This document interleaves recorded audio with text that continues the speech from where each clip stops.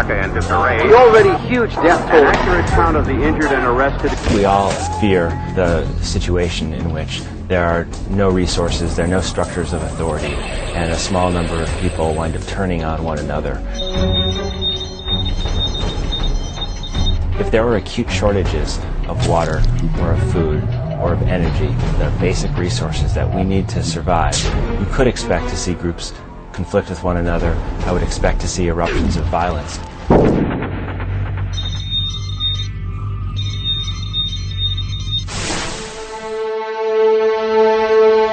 Well, one thing that's amazing about behavior during disasters is that civil society becomes robust.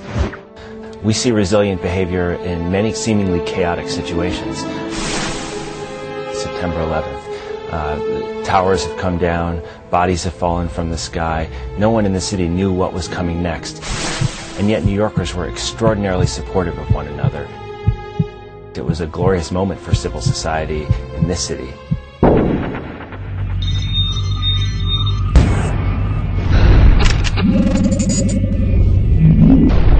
If the country experienced a nuclear attack, I think that pandemonium would ensue.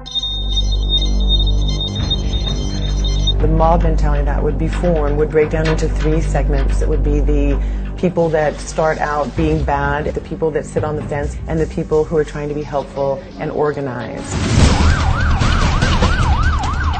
There would be a lot of anxiety. There would probably be murder. There would be people's responses to stress in the extreme.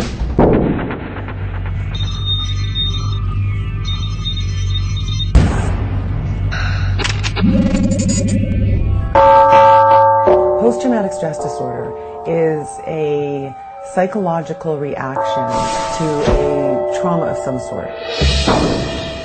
Depression, anxiety, fear, lack of optimism about the future, a lot of drug addiction, a lot of alcohol abuse, relationships fall apart, people lose their sense of community.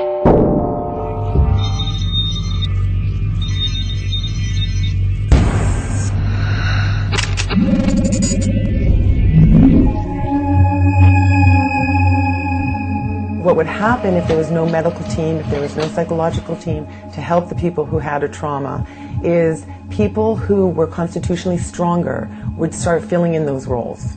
And people who were constitutionally weaker would start showing more of the symptoms.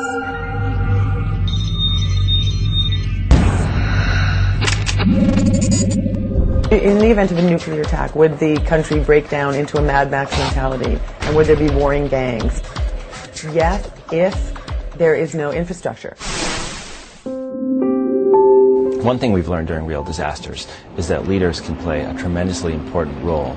We've also seen that bad leadership can make disasters all the more catastrophic. If you think of Hurricane Katrina, that's a case in which the failure of leadership proved consequential, probably meant that more people died than needed to die.